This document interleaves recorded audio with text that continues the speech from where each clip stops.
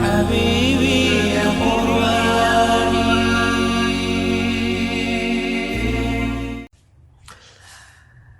الحمد لله رب العالمين والصلاة والسلام على نبينا محمد وعلى آله وصحبه أجمعين، أما بعد. فلما جهزهم بجهازهم جعل السقاية في رحل أخيه ثم أذن مؤذن أيتها العير إنكم لسارقون. قالوا وأقبلوا عليهم ماذا تفقدون؟ قالوا نفقد صواع الملك. قالوا نفقد صواع الملك ولمن جاء به حمل بعير وأنا به زعيم. پچھلی آیت جو ہم نے پڑھی تھی، جب وہ یوسف علیہ السلام کے سامنے داخل ہوئے تو یوسف علیہ السلام نے اپنے بھائی کو علیحدگی میں اکیلے میں بلا کے انہیں بتایا کہ میں تمہارا بھائی ہوں تو تم پریشان نہ ہونا. فلما جہزہم بجہازہم، آگے اللہ فرماتے ہیں فلما جہزہم، جب یوسف علیہ السلام نے ان کے سامان تیار کر کے انہیں دے دیا، یعنی ان کے جو راشن تھے وہ ان کے جو بھی ان کی سواریاں تھیں ان کے اوپر ڈال دی ان کے سامان، اور ان کے سامان مکمل کروا لیے. جعل السقایۃ فی رحل اخی، سقایا کہتے ہیں جس چیز سے پانی پلایا جائے، جو چیز پانی، جس طرح ہمارے ہاں جگ استعمال ہوتے ہیں یا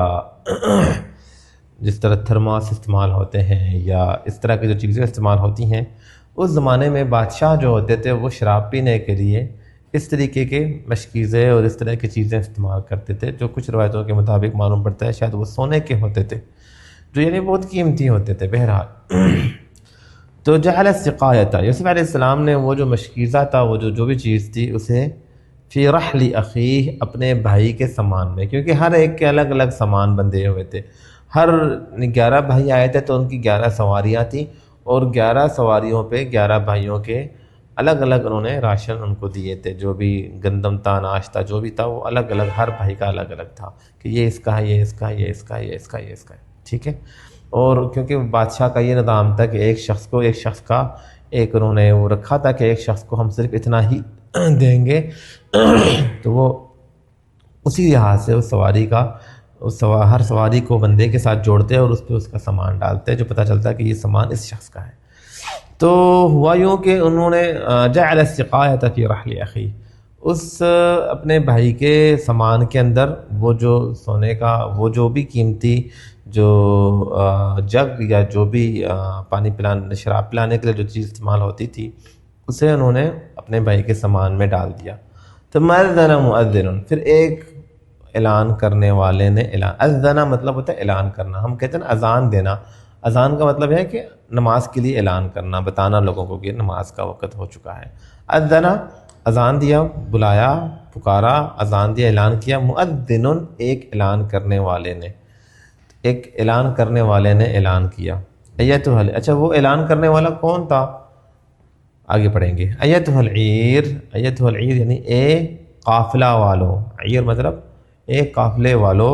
انکم لسارقون، یقیناً تم چور ہو، یقیناً تم سارقون، سارق کہتے ہیں چور کو، یقیناً تم چور ہو. فلما جہزہم بجہازہم، جب یوسف علیہ السلام نے ان کے سامان تیار کروایا تو انہوں نے اپنے بھائی کے سامان کے اندر وہ مشکیزہ رکھ دیا. رکھا کس نے؟ یوسف علیہ السلام نے رکھا. ثم اذن مؤذن، پھر ایک اعلان کرنے والے نے اعلان کیا. مطلب اعلان کرنے والا یوسف علیہ السلام نہیں تھے، کوئی اور تھا.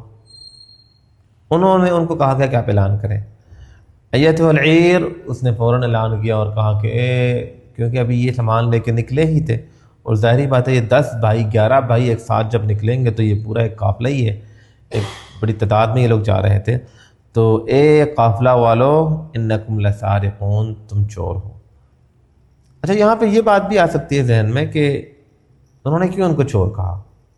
بے شک مقصد ان کا ٹھیک تھا، لیکن وہ تو چور نہیں تھے، ان کو چور کہہ کے ان پہ الزام لگایا گیا نا. تو اس بارے میں اہل تفسیر کہتے ہیں کہ یوسف علیہ السلام نے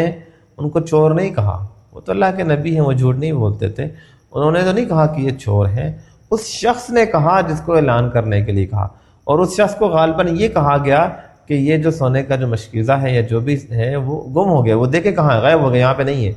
چیک کرو ان کے پاس تو نہیں ہے. اس انداز سے ان کو کہا گیا کہ آپ دیکھیں کہیں ان کے پاس تو نہیں ہے. تو اس شخص کے ذہن میں فوراً یہی آیا کہ یہ انہوں نے چوری کیا ہوگا، تو اس لیے اس شخص نے اپنے طرف سے، یہ یوسف علیہ السلام نے نہیں کہا کہ آپ کو چور کہیں، اس شخص کو جب معلوم پڑا کہ انہوں نے اٹھایا ہوگا تو اس نے فوراً ان کو روکتے ہوئے کہا کہ تم لوگ چور ہو، رکو تم چور ہو۔ تو یہ بات اللہ کے نبی نے نہیں کی کہ تم چور ہو، بلکہ اس شخص نے اپنے طور پہ یہ بات کی انکم لسارقون، کہ رکو تم چور ہو۔ اس آیت سے، ان آیتوں سے معلوم پڑتا ہے کہ انسان اگر کسی حق کو حاصل کرنے کے لیے، اپنا حق حاصل کرنے کے لیے انسان حکمت عملی استعمال کرتا ہے اور باتوں میں وضاحت لائے بنا اپنی بات کو رکھتا ہے، یعنی بات کو گھما کے بات کرتا ہے، لیکن اس میں جھوٹ بھی نہ ہو اور اس میں کسی کا حق بھی نہ مارا جائے، انصاف پہ رہتے ہوئے اگر انسان اپنے باتوں میں اپنے باتوں کو غیر واضح کر کے اگر انسان اپنا حق حاصل کر لیتا ہے تو اس میں کوئی حرج نہیں ہے، جس طرح یہاں پہ یوسف علیہ السلام نے ایک حکمت عملی کو اپنا کے اپنے بھائی کو اپنے پاس روکنے کی کوشش کی۔ تو آگے ہم پڑھیں گے کہ انہوں نے کیا حکمت عملی اپنایا تھا۔ تو بہرحال اللہ فرماتے ہیں قالوا، انہوں نے کہا، واقبلوا علیہم، اور انہوں نے اپنا چہرہ ان کی طرف کیا، یعنی جب اس شخص نے کہا، اعلان کرنے والے نے کہ تم چور ہو، رکو، تو وہ انہوں نے فوراً منہ موڑتے ہی فوراً کہا، قالوا واقبلوا علیہم، ان کی طرف منہ کرتے ہوئے، چہرہ کرتے ہی انہوں نے کہا، ماذا تفقدون، کہ تمہاری کون سی چیز گم ہو گئی ہے، ماذا، کیا، تفقدون، تم گم پاتے ہو، تم کیا گم پاتے ہو، یعنی کیا گم ہوا ہے جو تم ہم پہ چوری کا الزام لگا رہے ہو۔ تو قالوا، انہوں نے کہا، نفقد صواع الملک، ہم گم پاتے ہیں بادشاہ کے صواع کو۔ صواع میں نے بتایا وہی جو جس میں وہ بادشاہ کا جس میں وہ شراب وغیرہ صرف کرتے تھے، اسے ہم گم پاتے ہیں۔ ولیمن جاء به حمل بعیر، اور اس شخص کے لیے، ولیمن، اور اس کے لیے، جاء به، جو اسے لے آئے گا، ڈھونڈ کے لائے گا، حمل بعیر، ہم ایک اونٹنی کا زیادہ اسے وزن، ایک اونٹنی کا ہم اسے اضافی سامان دے دیں گے، اضافی راشن یا اضافی اناج دے دیں گے۔ وَأَنَا بِهِ زعیم، اور میں اس مشکیزے کا یا اس کا میں ذمہ دار ہوں۔ زعیم کا مطلب ہوتا ہے کہ میں ضامن ہوں، میں ذمہ دار ہوں۔ اس میں دونوں چیزیں آ سکتی ہیں کہ میں اس چیز کا ذمہ دار ہوں کہ جو اسے ڈھونڈ کر لے آئے گا، میں اسے ایک اضافی جو ہے نا وہ جانور پہ جو ہے نا وہ سامان لاد کے دوں، ایک یہ اس بات پہ میں ضامن ہوں، اور ایک اس کا یہ مطلب بھی بنتا ہے کہ میں اس گم ہوئی چیز کا میں ذمہ دار ہوں، میں اس کا جواب دہ ہوں، میں نے ان لوگوں کو نہیں جانے دینا ہے، کیونکہ میں جواب دہ ہوں، مجھ سے پوچھا جائے گا کہ وہ کہاں ہے۔ قالوا نفقد صواع الملک، انہوں نے کہا کہ ہم جو بادشاہ کا جو مشکیزہ ہے یا بادشاہ جس میں شراب پیتے ہیں اسے ہم گم پاتے ہیں۔